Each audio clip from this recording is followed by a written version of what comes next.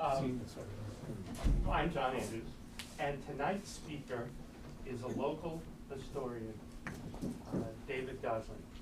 And all I will say is in the early 1950s, something strange was reported from Highbridge, this town.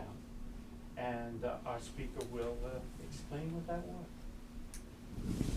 Welcome. Thank you.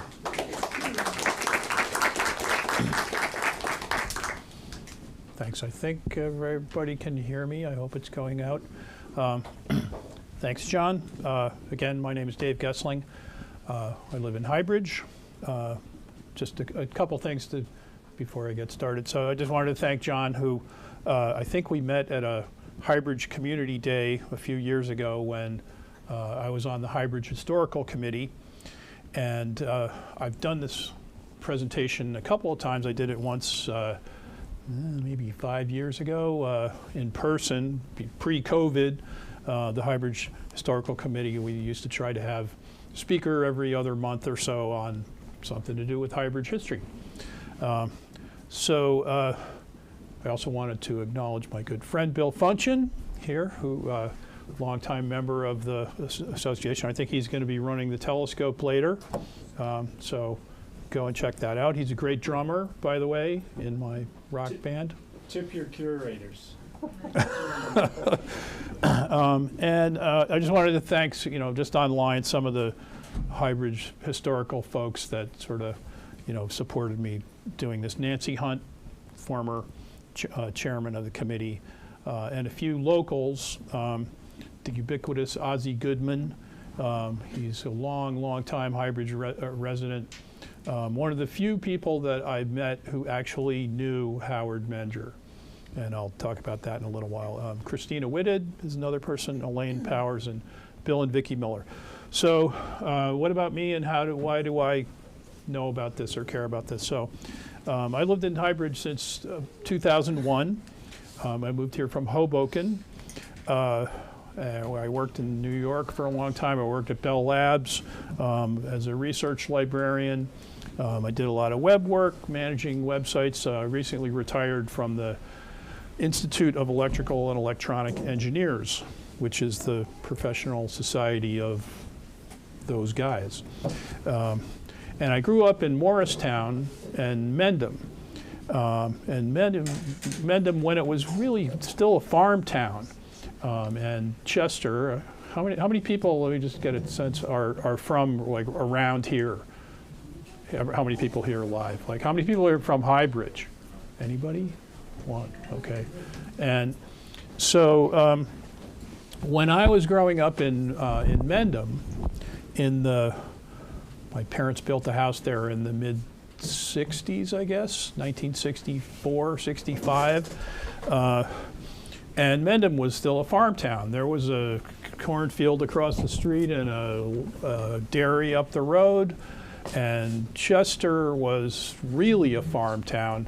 And as far as we were concerned, Highbridge was like the end of the universe. I mean, I remember driving out here, at one point, and just like, where the heck is this? Really, rural New Jersey, right? Little did I know. And I kind of, my brother was a ham radio guy, and so we had a shortwave radio. And we had a long wire antenna. We used to listen to the BBC. I heard the Beatles on the BBC in 1963 before they came to the US. And I was like, that's going to be something. Anyway, but I remember hearing about Howard Menger. That's who we're going to talk about. Howard. That's how you say his name, by the way, Howard Menger, on the radio when I was in the 60s. Because he used to be on the Long John Nebel show. There's nobody here probably, maybe few people barely remember that guy.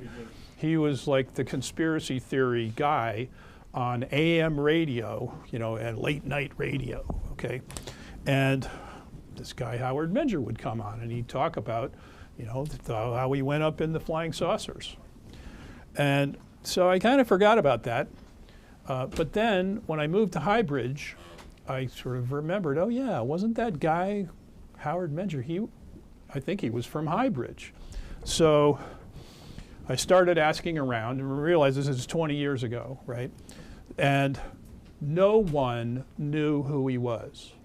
No one. There was not a single person of the old timers that I talked to. Nobody knew this guy's name. No one remembered him, right? Eventually, I eventually met 3 people. One of that, I just mentioned that guy, Ozzie Goodman. He was the only guy, he and his wife, who actually remembered Howard Menger, and he had a few things to say about him, by the way. So, so I thought that was kind of amazing, you know, that like here was this guy that I knew a little bit about, right? That, I mean, obviously I was hearing him on the radio when I was a kid. How come nobody knows about this guy? He was famous, right? So that's how I got interested in doing research on him. So let's dive into him. And so there he is. He's standing in his backyard in Highbridge, right? How many people sort of know Highbridge? Does everybody know where Gronsky's is? Yeah, okay. So Howard Menger lived across the road from Gronsky's. If you're standing at the window, the ice cream window at Gronsky's, and you turn around and you look across the street, and there's Highbridge Stone, right? There's that company that's making concrete blocks and stuff. His house is still there. He's back there, right? And he backed up on what's now the golf course, which was a farm back in the day. And there he is looking at a flying saucer in his backyard, so he says, okay? So what's his story? Oops, I went the wrong way. Oh, here he is with his wife, his second wife, who he met at a speaking engagement after he sort of became famous, and realized that she looked exactly like the alien that he met when he was 10 years old, and so he had to marry her. There's a joke there. But She just looked like an alien. Here she is on the cover of his book, The Alien. Okay. And so, okay, so what did he say happened? And by the way, all these pictures, these are all pictures that he supposedly took, either in his backyard in Highbridge, or which as you'll learn, the aliens told him to refer to as field location number 1. We'll talk about field location number 1 a few times. And then there was field location number 2, which was actually, it's kind of difficult to know exactly where it is, but he said it was in Pleasant Grove. So if anybody who lives around here, there's a Pleasant Grove Road up on the top of Schooley's Mountain in Long Valley, sort of heading out towards Point Mountain, if you know where Point Mountain is, up near Washington. I have a map, you'll see. So one of these might have been taken in field location number 2. Okay. So what about, I'm going to go back a little. What about this guy? What kind of person was he? He was described as quiet, thoughtful, kind. He minded his own business, people said. And as he became more famous for telling these stories, he lost his home, he lost his business, and he was, a lot of people listened to him, but he was also widely ridiculed. So what I've always wondered is, what was this guy's motivation? And why did he put himself through this, right? For fame, for money? It didn't seem like he made a lot of money. Maybe he did for a little while. And then what was his place in the town and in the times? So there are a lot of conjectures and conspiracy theories, just like today. And so I'm just trying to give a sort of even-handed description, and you can draw your own conclusions. Okay? That's all I'm going to say about that.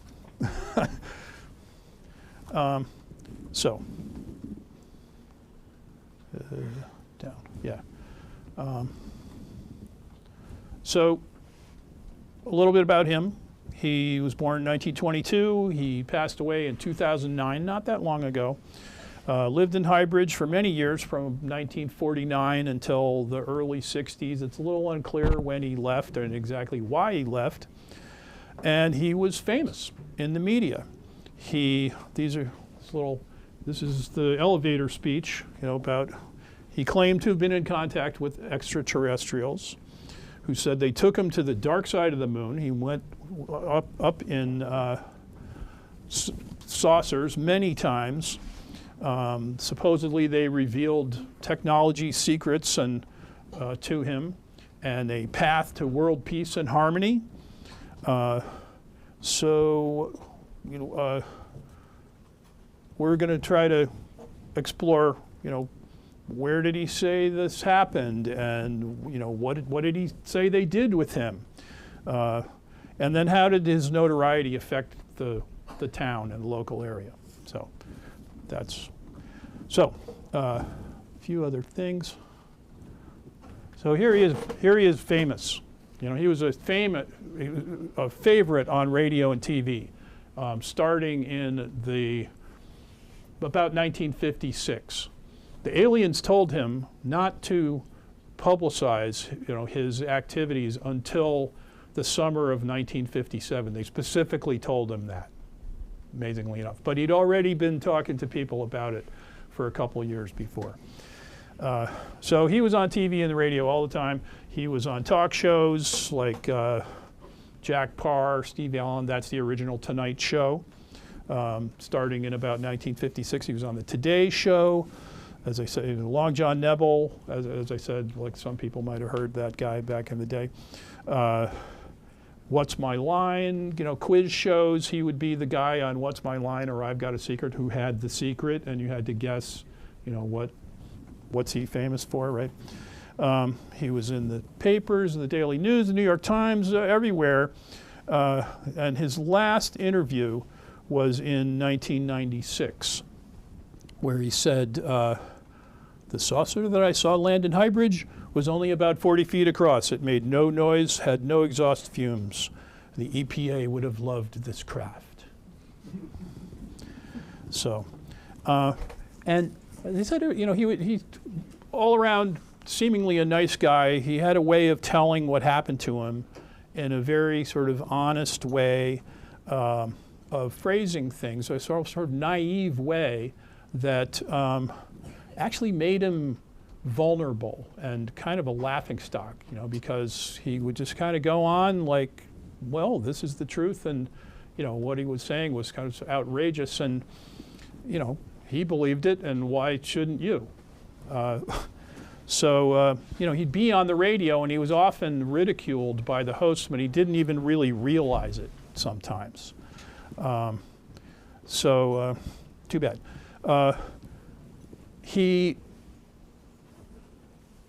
He had a job for a while. He was a sign painter, and he had a shop up in Washington.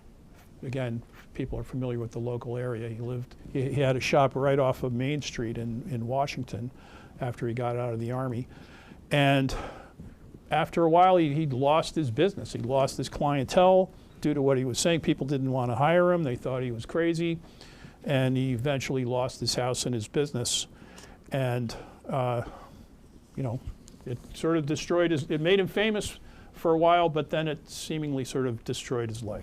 So, okay, what did he say? In a nutshell, between about 1946 and the early 60s, as I said, it's sort of unclear like when and why this all petered out. He recounted many stories of being contacted by the good aliens who told him secrets about technology, including anti-gravity technology.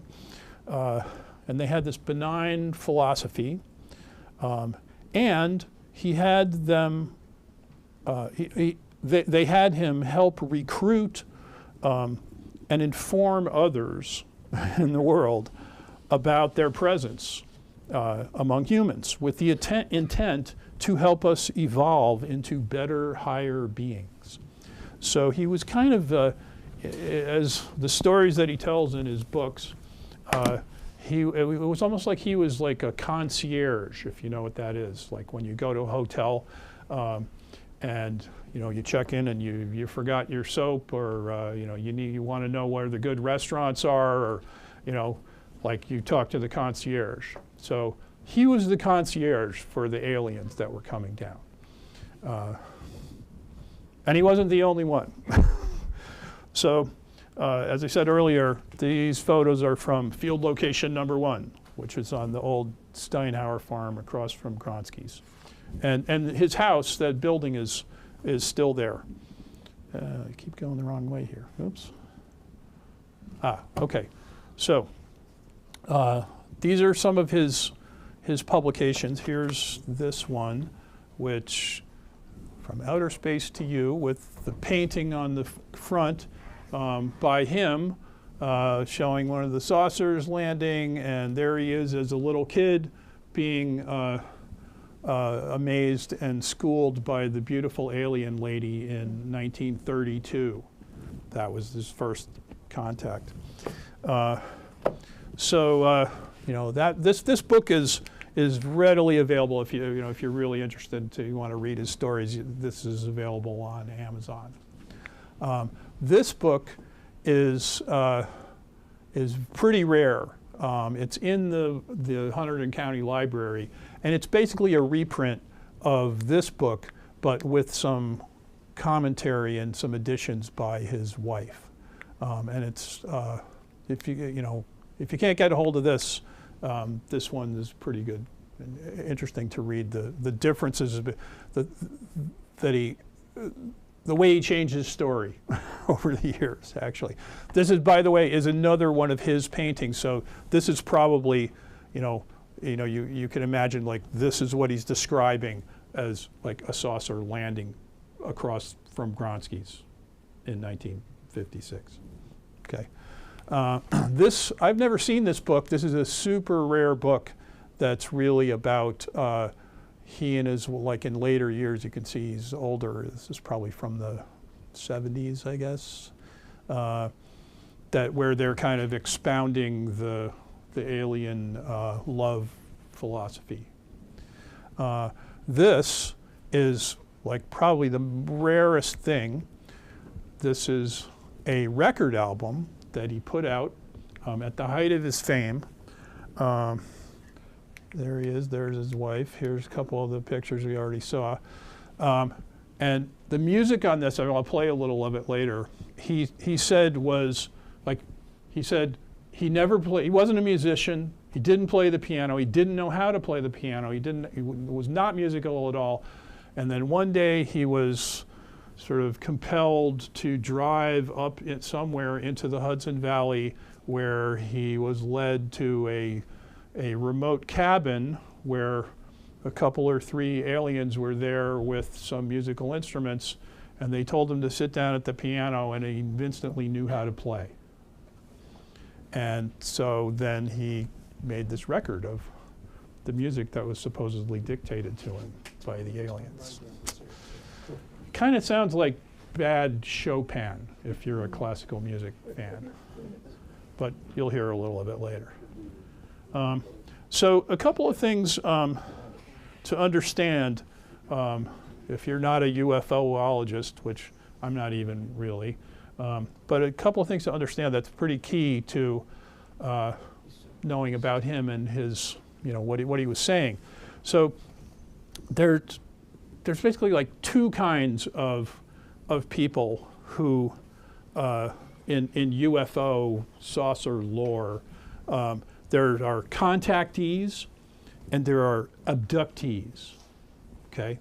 So, an abductee is somebody who tells the story of like, the evil aliens, right? The people, that, they got sucked up into the saucer and they probed them and they did evil experiments and stuff on them, okay?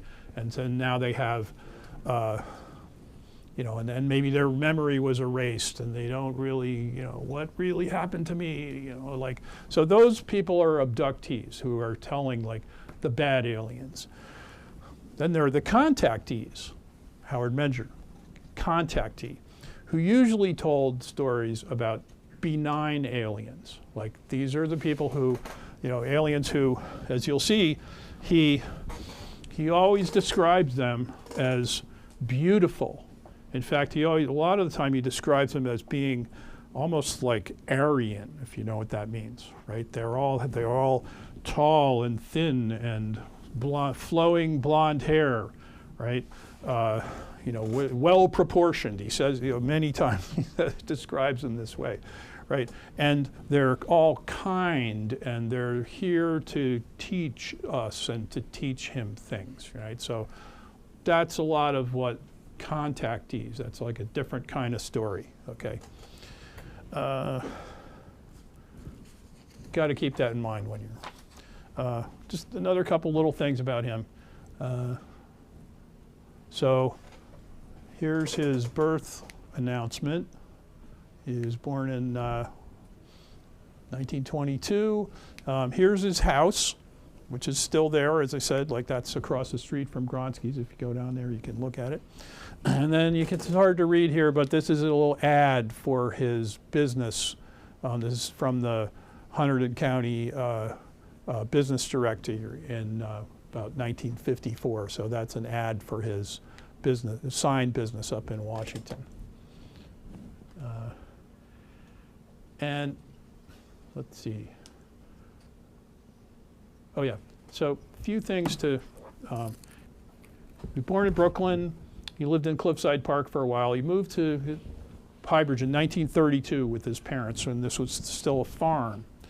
And so his first contact, so-called contact, I'm going to read a little. Let's see, which was in the woods back here somewhere, where he meets this beautiful blonde woman in a sort of jumpsuit, who tells him that, here, I'll just read this. It says, he would go to this, oh yes. One day in 1932, when I was 10, I saw something more beautiful than the surroundings. There, sitting on a rock by the brook, was the most exquisite woman my young eyes had ever beheld. The warm sunlight caught the highlights of her long golden hair as it cascaded around her face and shoulders. I halted in my tracks, and for a moment my breath stopped. I was not frightened. She turned her head in my direction. I had a tremendous surge of warmth, love, and physical attraction. Suddenly, all my anxiety was gone. Her eyes, opalescent discs of gold, turned their smiling affection on me with tranquil luminescence. Howard, she spoke my name, and I trembled with joy. I have come a long way to see you, Howard, to talk with you. She said she knew where I'd come from and what my purpose would be here on Earth. She and her people had observed me for a long time. He's only 10 years old, okay. And in ways that I would not quickly understand. When she spoke of her people, I still could not understand that they were from another planet, as I listened in awe. And finally she said, again she pronounced my name and reassured me that she knew who I was from a long, long time. And then she said, we are contacting our own. So that was his supposed first contact. And then he didn't see her for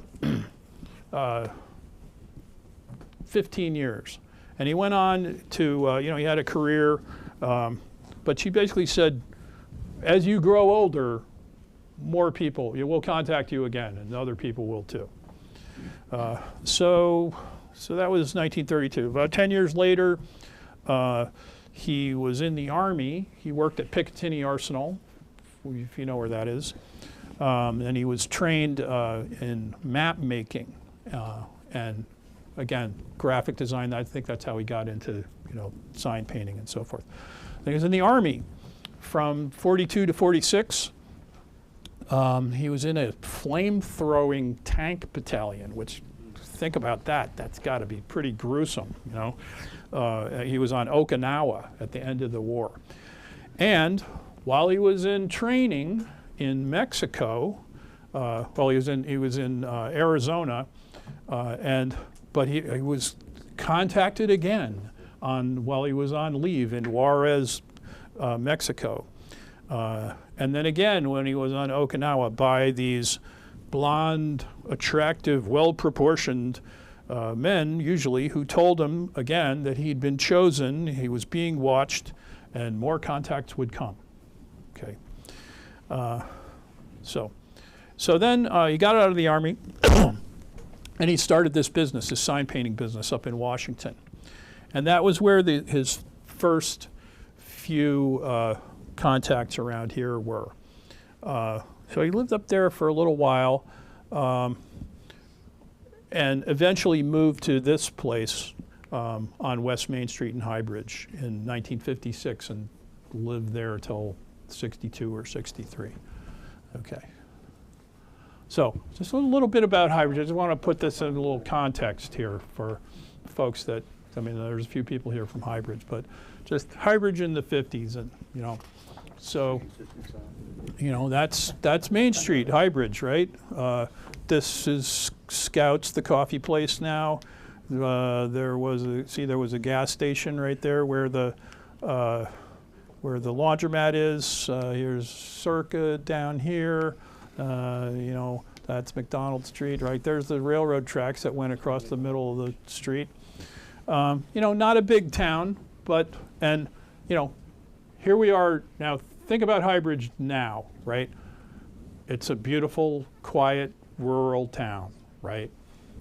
Well, in between the 30s up until actually the 70s, Highbridge was like an industrial, happening, it was a rockin' place, in the middle of kind of, rural, semi-middle of nowhere. I mean, there's been a giant steel factory in the middle of Highbridge since, well, there's been some kind of steel processing there since the 1780s, right? And all through World War I, World War II, the factory that's still there, is still cranking out stuff like giant pipes for oil pipelines. They made, I was just telling one of the folks here that they made the tank treads for the transporter at Cape Kennedy that moves the rocket from the vehicle assembly building to the launch pad. They made those in Highbridge. Okay, and that's the kind of stuff, super heavy industry was going on in this town. Imagine what it was like in World War II. Okay, 3 shifts, 24/7, people working. There were people on the street all the time, right? So, it's not like there was nothing going on and that there wasn't somebody around to see what might be going on, okay? Keep that in mind when you start thinking about the stories that Howard Menger was telling, right? And another thing was that it was a working class town, right? You had this giant factory. There were a couple of other smaller factories. There were 3, pretty tough bars in town that were open 24/7. The railroad was running. There were commuter trains every day. There was giant freight trains going through. There were like 4 giant freight trains going through on the Highbridge branch from Highbridge, out to Mine Hill every day. It's hard to imagine that now, that. Like I live off the Columbia Trail, and I cannot imagine, that 4 times a day a huge freight train would be like pounding through my backyard, in the middle of the night, But that's what it was like to live in Highbridge back in the day. And other towns were also pretty busy. Clinton was a busy town. Washington was a busy town. There were at least 3 factories up in Washington. Also, a big railroad town. So there was a lot of stuff going on. And then you had farms all around, when, farmers get up early, right? They got to milk the cows, at, 5 o'clock in the morning. So, it's not like today where, if you got up at 4 a.m. and walked out onto Route 513, there's going to be nobody there, Or, you walk downtown in Highbridge, there's going to be nobody there. not in 1956, not in 1949. You know, there would be guys fighting in the street in front of Mrs. Riley's, you know, who got off the shift at Taylor Wharton. So keep that in mind. And also, but then at the same time also, you know, there's no Route 78, there's no Route 80. Route 31 is, you know, a 2-lane road. There's no Round Valley. Round Valley was not completed till 1960. There's no Spruce Run, not completed till 1964. This place was built by the Civilian Conservation Corps during the Depression, right? You know, people were camping here, but this facility was not built until 1965. So, you know, that's when the telescope, you know, was put in. So, you know, in one sense, there were a lot of people around that should have or could have seen a lot of things, you know, but then if you went a certain distance out of town, you were in the middle of nowhere. Okay?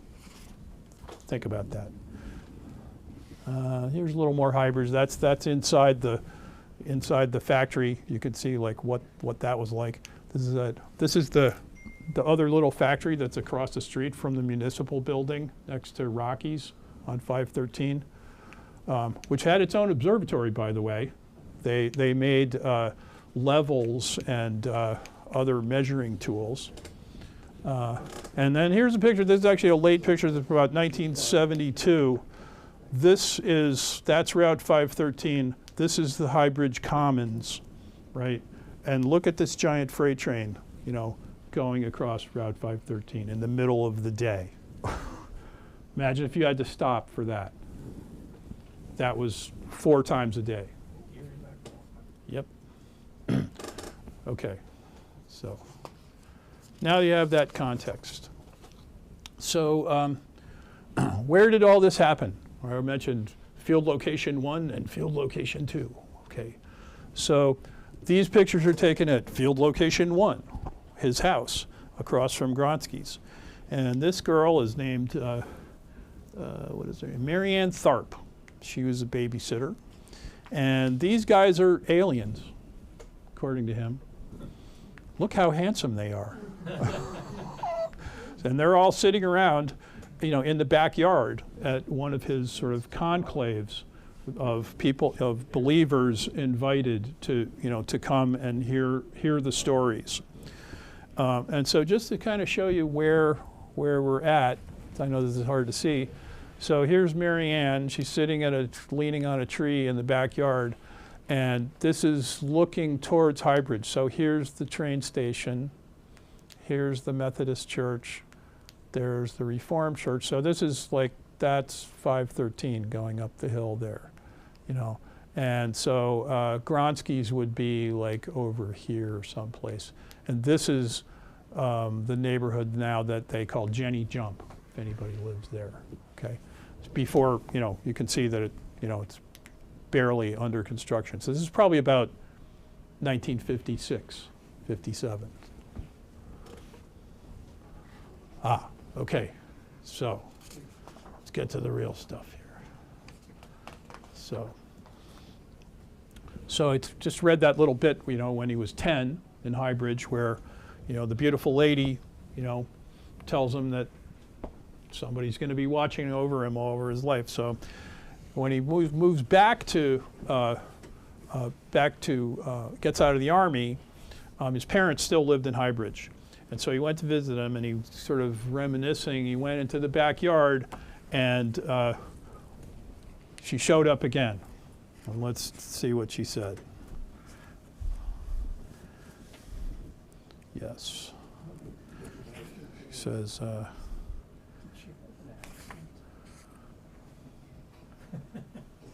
so they oh, let's see.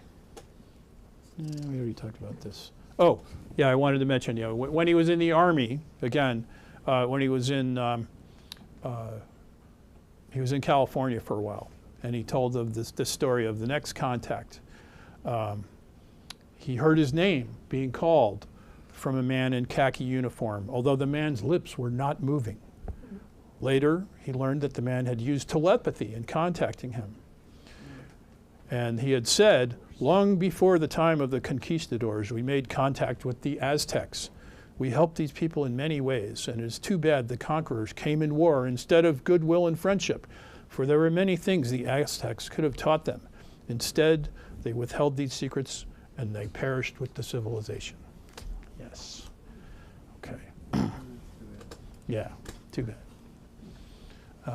But this is another one of his paintings, by the way. So this is a painting of, the ship that's landed at field location number 1, like basically out on the golf course, while he's back there. And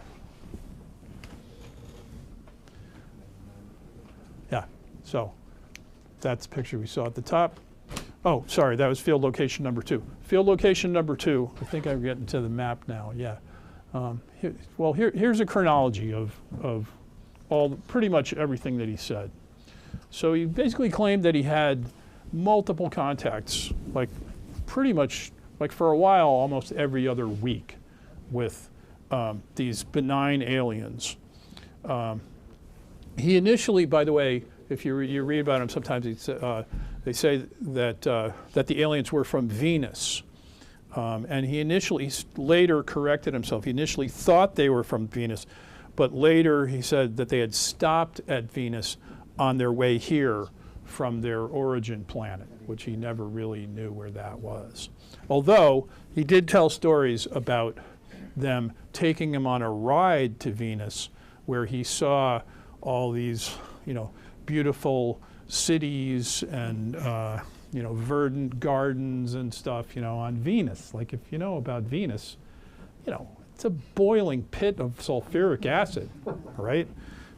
So, anyway. So, I want to talk a little more about this, like, contactee, abductee thing, right? So he was one of the primary voices of the contactee, or what they also called like the Space Brother movement. And there were a lot of other people in the media about this. There was one guy in particular, George Adamski, who were also early contactees. And they referred to the benign aliens, the benevolent benign aliens, as orthons, or space brothers, who had supposedly appeared throughout history on mountaintops, and other places around the world.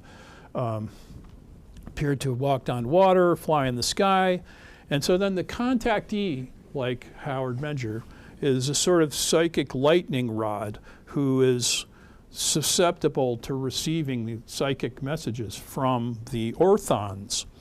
And they'll plant ideas and stories in the contactee's mind as a seed to try to spread this stuff among the rest of us humans.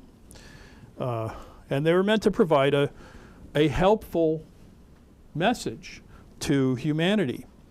Well, did that work out? I'm not so sure. Menger also, he believed that this message that he'd been working so hard that he worked so hard to deliver for these years, between like 46 and 57, was covered up by the government for 3 reasons: political, religious, and scientific. Political, it's sort of, the power that the aliens had was too much for the average person to understand or take in, and it was just too scary, and we better not let people know about this or they'll flip out. Okay, number 1. Religious, I mean, that seems kind of obvious, like that they were, I'm not going to go into like, basically he said they were delivering this message of love and peace and vegetarianism, by the way. That be kind of subversive to some religions. because they weren't trying to control us. They're just trying to give us the good word, you know, and the good info. And then scientific, again, sort of goes back to the political one, that some of the technologies that they supposedly had were just too powerful to be widely shared with governments, because what would they do with them? Okay?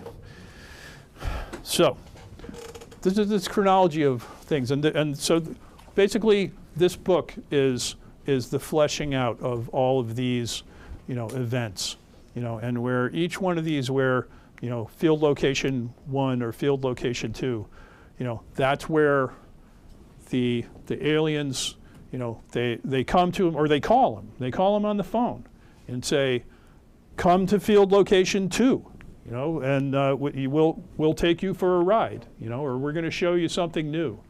Or, you know, he could be asleep, and there'd be a knock on the door, and, you know, one of the beautiful blonde-haired dudes would be there and say, like, hey, let's go, you know, back, you know, to field location 1, and, you know, and they encouraged him to take pictures because they wanted, you know, again, like they're trying to gradually spread this message of wonder and good stuff. But because of the technology of the ships, which were kind of magnetized, the pictures, you saw what they looked like. They never really came out that good, and that was the best that could be done, you know. So this just keeps going on, like for years. I mean, at one point, everybody know where the Fountain Motel is? You know, Fountain Motel is kind of this notorious, you know, sleazy motel out on Route 22. He gets a call from one of the aliens saying, come to the Fountain Motel, and, you know, then we'll go, you know, to field location 2. And they take him on another ride in one of the saucers where they start showing him other technology, including a sort of remote view screen where he's shown pictures on the screen of another alien who kind of turns around and looks at him while he's in the saucer here, but that guy's in Texas with another contactee who he describes as a Texas oil man who, you know, he's doing a similar concierge kind of job out in Texas. Yeah. So a lot. This sort of culminates in 56 and 57, where they take him on a trip to the moon, where they let's see. Hold on. Just going to show you where it is. Okay, this is how he got to the moon. They call him up. They say, a beautiful alien says, meet me at the diner on the Circle in Easton, okay? And then they drive him up to, you know, Route 209 up near Stroudsburg to this diner, which is still there, by the way. And then they take him kind of up into the Blue Mountains and onto a ship where they take him to the dark side of the moon. So the light side of the moon that we can see all the time is covered with craters and dust and stuff, but the other side is where it's really happening. Okay, that's where the structures are. You know, he gets a few pictures. Oh yeah, this is a picture from the dark side of the moon, you know, with this dome there. And actually, I think there's another one in here too.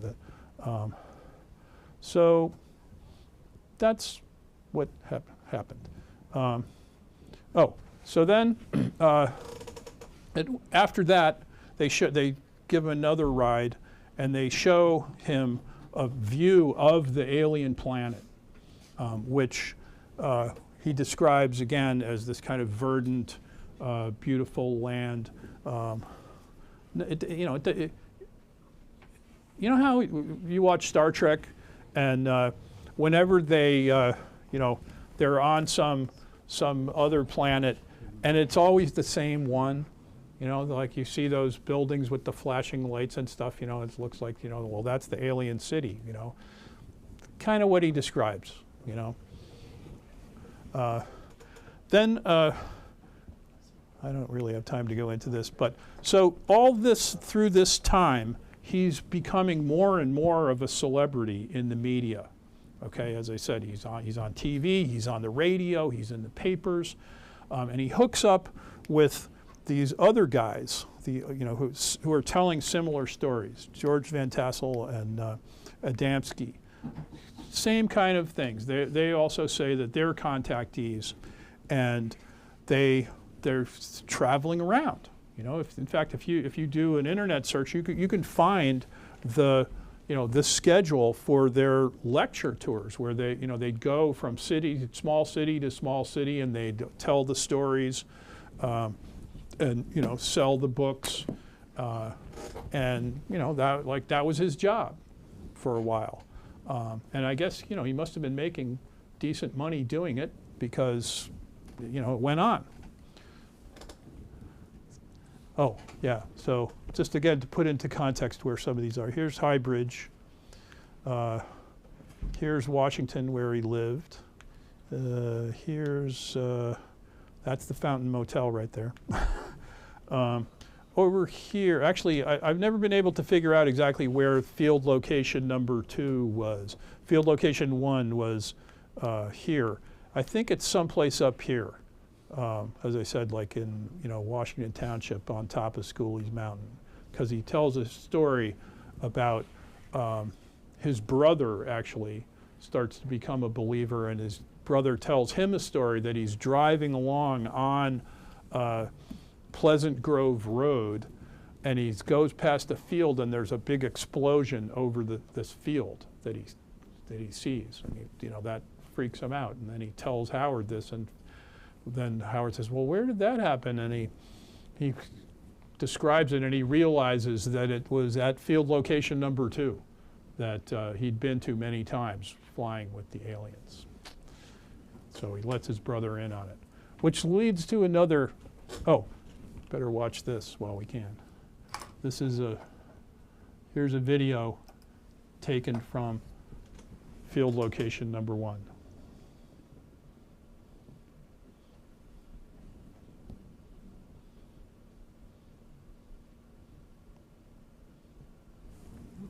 What do you think? Kind of a weird shadow at the end there, huh?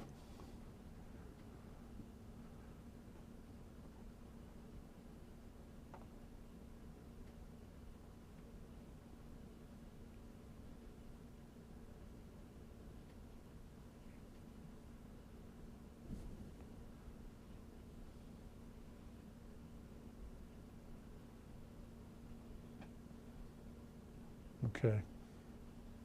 Had enough? Let's go on.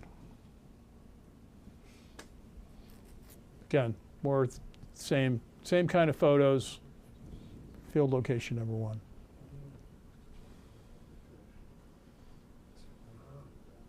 Yeah.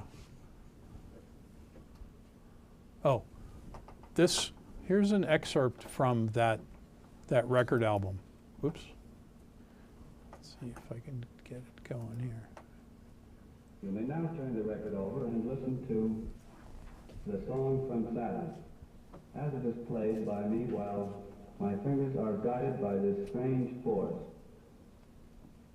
I have also been instructed to tell the people that those hearing this music would get a feeling, would reach an awareness. It would act as a mental assist to release something from their subconscious, and they would react in their conscious state with understanding and spiritual love for each other, toward mankind on this planet Earth. Now you may listen to the song from Saturn. Thank you.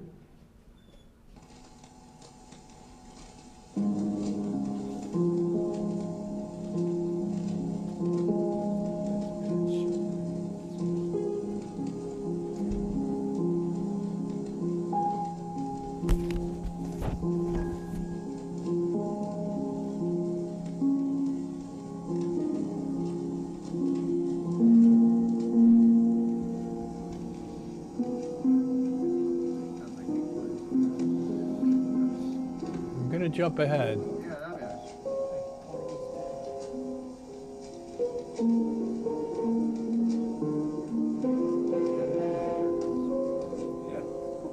Goes on like that. Where's the mouse?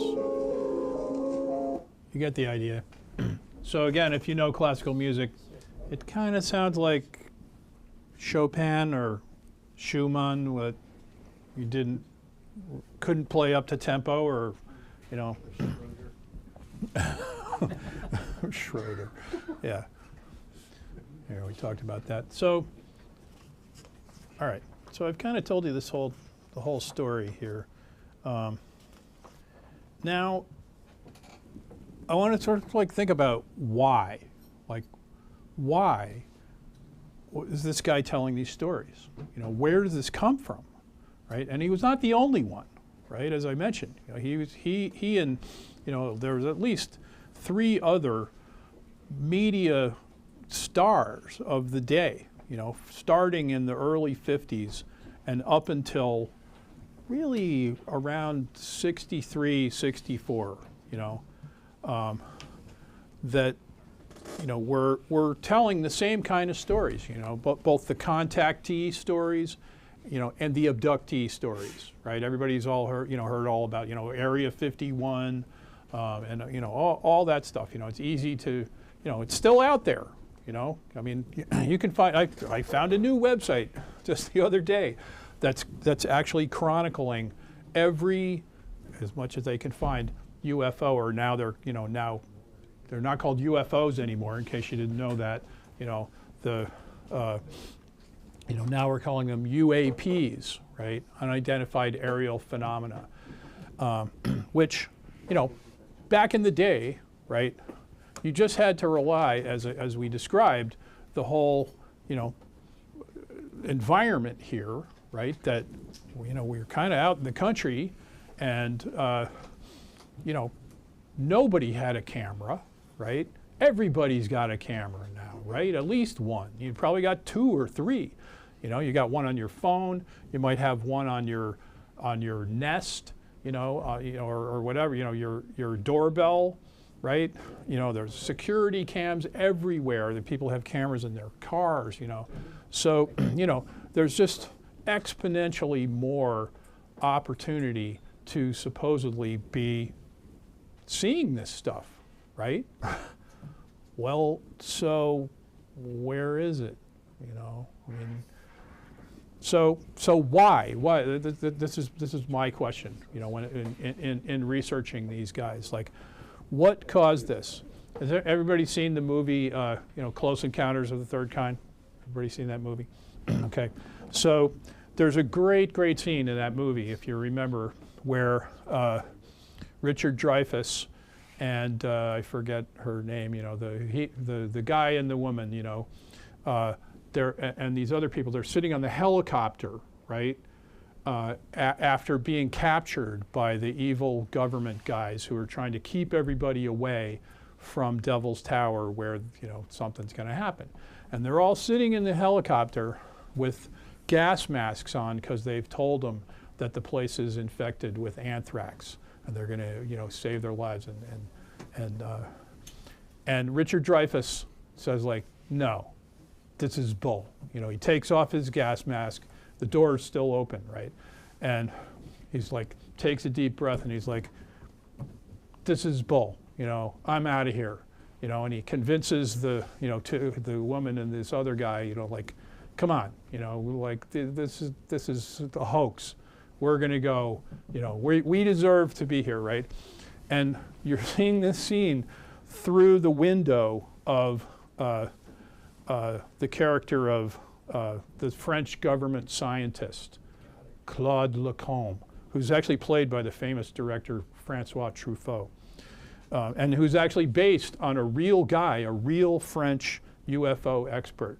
And what does he say? He sees them jump out of the helicopter, right? And doesn't tell the guards, And he basically says, he calls it a phenomenon sociologique. It's a sociological phenomenon that these people believe this, right? And you know, and of course in so close encounters, it happens, right? But that the belief is so strong, right? Well, but why? Like, what was, you know, what led people to this at the time? Well, so I think that part of it was probably a reaction to all of the changes, you know, both technological, sociological, that happened World War II and after, if you think about it, right?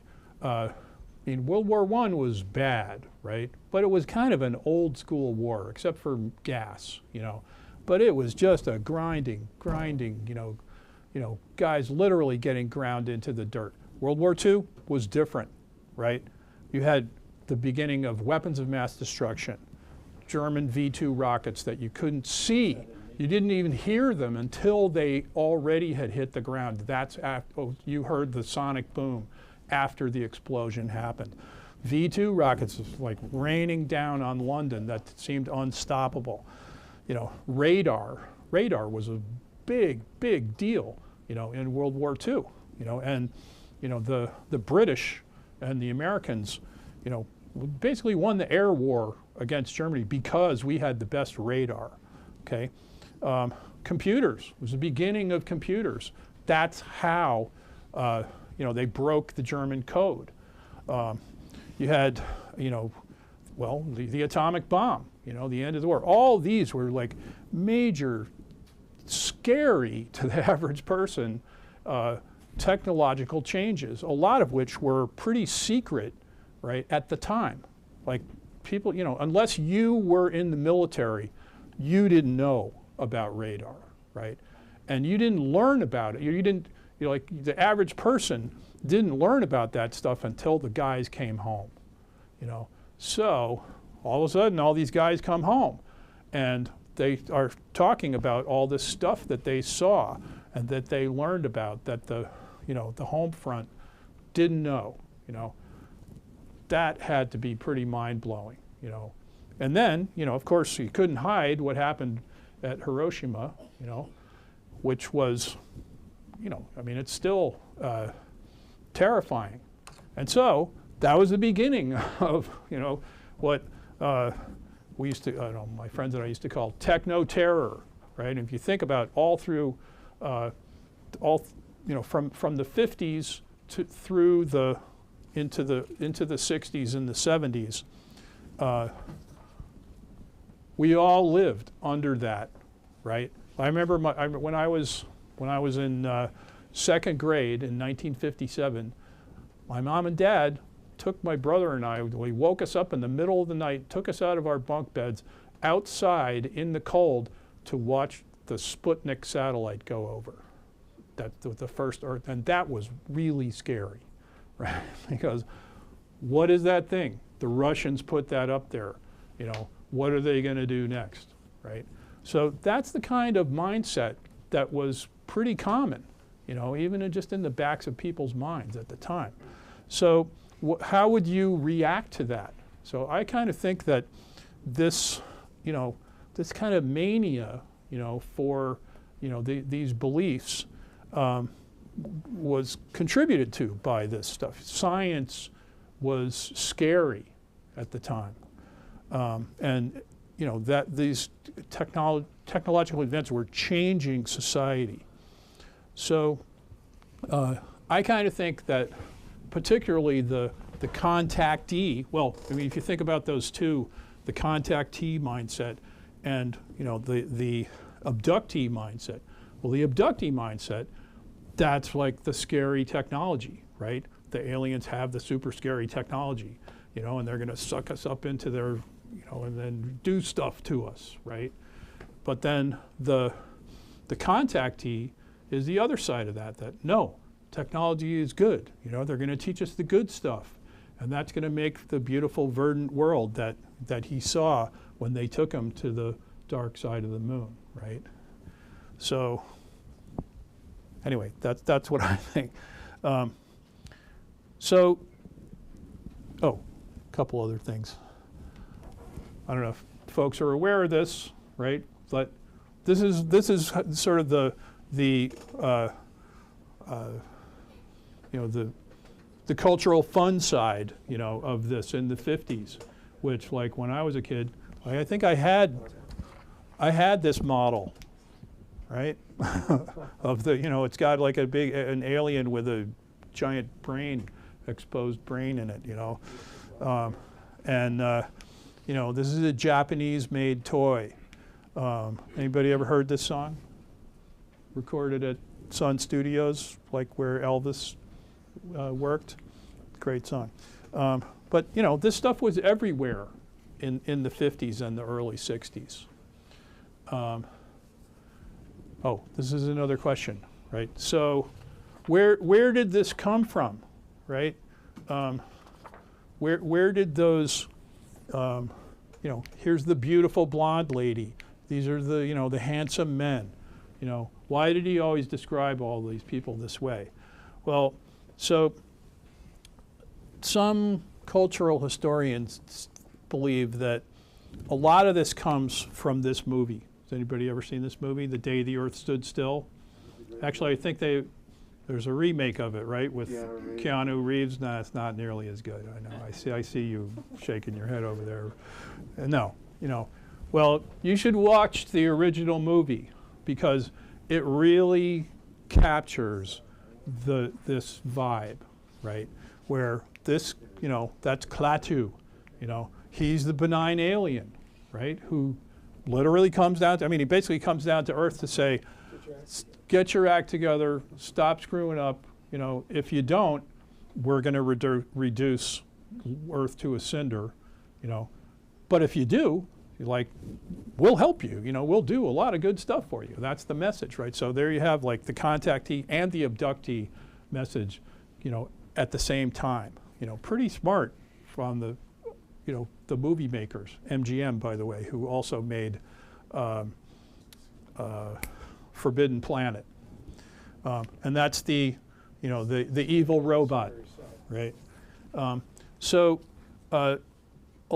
A lot of other researchers think that this idea of like how come the aliens were blonde and stuff basically comes from this movie, because like look at that guy, you know, I mean he looks like he could be in you know the German army practically, and actually there are a few other things in that movie that, you know, if you read the Howard Menger stories, you kind of feel like he must have seen that movie a bunch of times. Because the way he describes the interior of the ships, it's just like in the movie. Like, the interior, it's, you know, everything's glowing, you know, there's sort of semi-transparent walls and view screens that pop up, you know, and it's like, okay, you know. Let's see. Oh, and so again, some other historians and social scientists, they also talk about how this whole abduction thing it's a living myth, and it still is. You know, you still hear, you know, people saying that this is happening to them, and again, that the Nordic aliens are often associated with spiritual growth and stuff. They're usually, you know, they're benevolent or they're magical.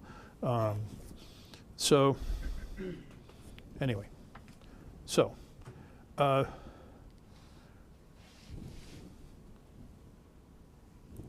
moving on here. Why around here?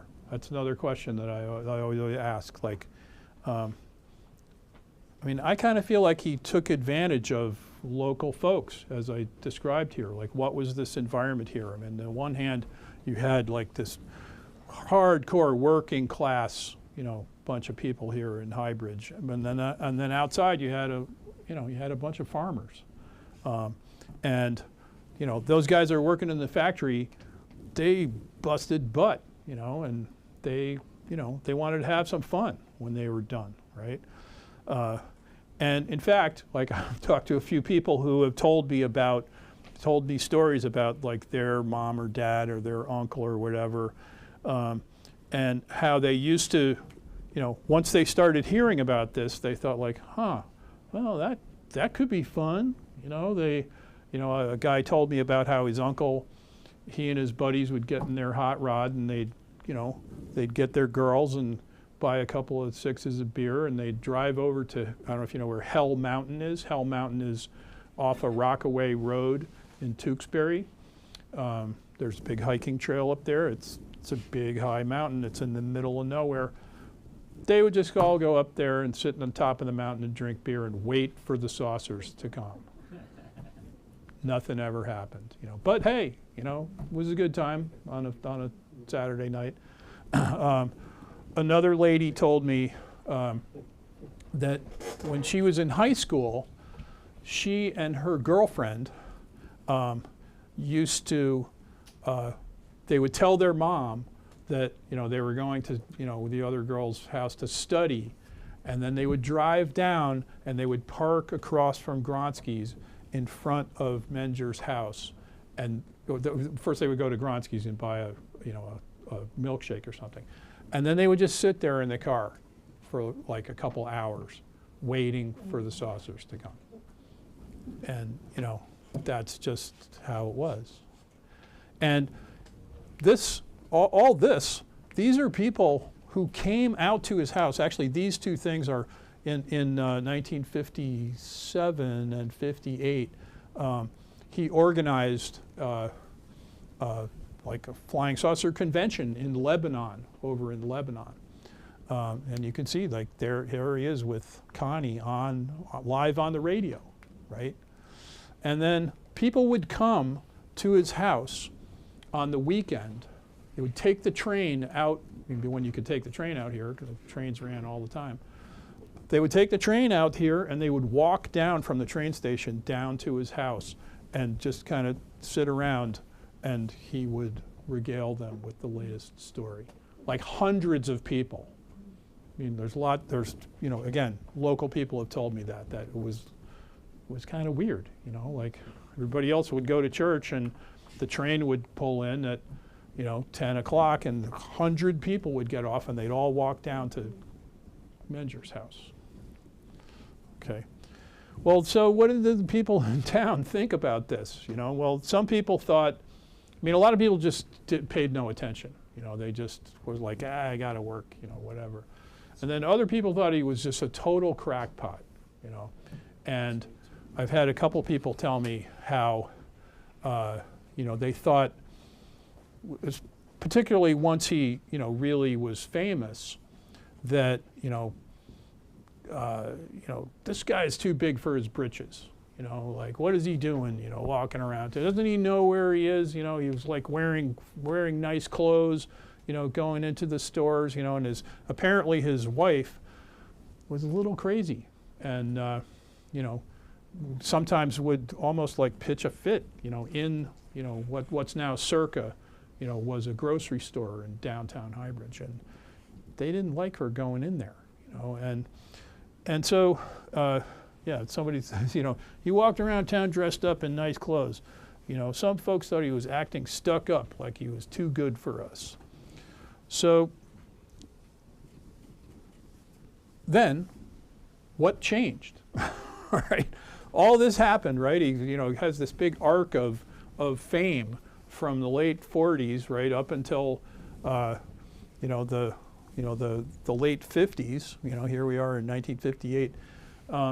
And then all of a sudden, it just stops. Like, he's not on TV anymore. He's not on the radio. He's kind of, you know, why? What happened, you know? And I've never been able to find anybody around town to tell me, like, well, when did he leave? Like, nobody knows exactly. Like, he kind of left town sometime in the early 60s. And he moved to Florida, and he just kind of stopped, you know. He just stopped telling the stories. I mean, sometimes he, you know, he'd see people and he'd tell them, or somebody would seek him out. You know, he published that other book I showed, that kind of rare book of like sort of pseudo philosophy, but you know, he was done, and then everybody forgot. You know, well, along the way, you know, again, I've said he was like the concierge, right, to the to the aliens. And I mean, literally, if you read the stories, it's almost comical. Like he's like a bunch of new aliens come down, and he's literally taking them to the clothing store, right? Because they only have their like jumpsuits, you know, that they got out of the saucer with, you know, and he's got to take them down to Flemington to buy some clothes, you know, and then he's tutoring them, you know, in, you know, how they all learned language through the special technology that they had. They learned English, but he had to teach them like slang and stuff, you know, and like how to act, and like that was his job, right? Well, the thing is, according to, you know, to the whole story, he's just one of those guys, okay? There's like another one of those guys in every city all over the world. So there's all of these sort of concierge contact people all over the world, and more aliens are coming all the time, and they're all among us all the time, right? He even describes how, you know, some of them are scientists, some of them are garbage men, you know, and, you know, they're here to spread the benign story and help us. Well, what happened? Like, where are all those people? Like, where are all those aliens? You mean, okay, it was, you know, 60 years ago, you know, but if there's a steady stream of them happening, coming all the time, where are they now? Where are all of these people, right? Where are they? The people that came, that he tells the story that part of his job was to what did he call them? He called witnesses. He was supposed to find witnesses for this. And in order to do that, he would have to, you know, sort of feel somebody out to see if they were susceptible to this. And then he would take them to field location number 1, where the aliens had planted these special things. They actually kind of sound like Alexas, frankly, these little glowing boxes that supposedly would record all of your thoughts and feelings and store them for analysis by the alien computers, so they could decide whether you had the right vibe. And then if you did, they would tell him, and he would bring them back to one of the field locations where they could get to see one of the saucers. So, okay, where are all those people? Where do they go?